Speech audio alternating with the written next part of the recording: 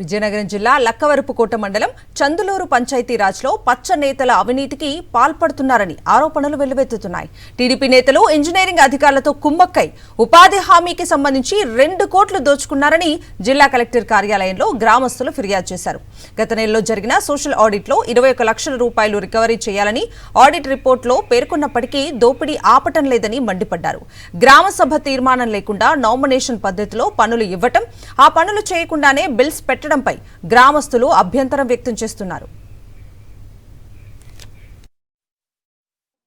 మా మండలంలో జరుగుతున్నటువంటి పంచాయతీరాజ్ అవినీతిపై ఏదైతే ఆల్రెడీ ఇదివరకు కూడా మా మండల పరిషత్లో కానీ గ్రామ సభల్లో కానీ విపరీతంగా మేము అవినీతిపై అధికారులను ప్రశ్నించడం, అన్ని నిలదీయడం కూడా జరిగింది.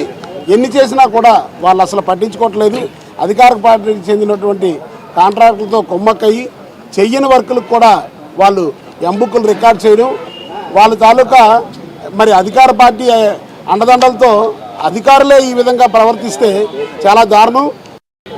మా చందులూరు గ్రామంలో ఎన్ఆర్ఎస్ నిధులను ఉపయోగించుకొని పంచాయతీరాజ్ శాఖ అందులో ఉన్న అధికారులు, అలాగే మా గ్రామంలో ఈ అధికార పార్టీకి సంబంధించిన టీడీపీలో కొంతమంది నాయకులు కలిసి కుమ్మక్కై కొన్ని కోట్ల రూపాయలు దోచుకుంటున్నారండి. ఈ విషయం మీద గతంలో ఆల్రెడీ ఒక 2-3 సార్లు పీజీఆర్ఎస్లో పెట్టడం జరిగింది. ఆర్టీఏలు వేసుకొని ఇన్ఫర్మేషన్ అంతా ఎంబుక్ నుంచి ఎస్టిమేట్ల నుంచి ప్రతిదీ తీసుకోవడం జరిగిందండి. అయినప్పటికీ కూడా ప్రతి జనరల్ బాడీ మీటింగ్లో కూడా ప్రత్యేకించి మా లక్కవరపుకోట మండలంలో జరిగే జనరల్ బాడీలో ప్రతిసారి పంచాయతీరాజ్ డిపార్ట్మెంట్లో జరుగుతున్న అన్యాయాల గురించే సగం చర్చ జరుగుతుంది. అయినప్పటికీ కూడా అధికారులు ఆ డబ్బు వ్యామోహం మీద పడి పూర్తిగా అసలు ఎటువంటి చర్యలు తీసుకోలేదు. కాకుండా ఆ తప్పులు అలా కంటిన్యూ చేసుకుంటూనే వెళ్ళిపోయారు.